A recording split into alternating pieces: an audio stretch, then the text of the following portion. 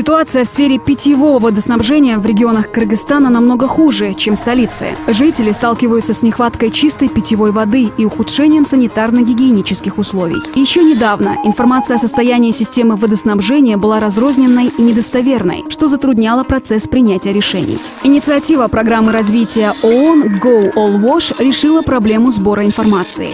Совместно со Статкомитетом, Департаментом развития питьевого водоснабжения и другими партнерами была разработана форма статистической отчетности для оценки системы водоснабжения в сельской местности. Форма заполняется организациями, непосредственно предоставляющими питьевую воду населению. Данные передаются в Райстат и вводятся в электронную систему, доступ к которой имеют участники процесса принятия решений, включая правительство и организации развития, что позволяет планировать политику по улучшению системы питьевого водоснабжения в регионах более рационально.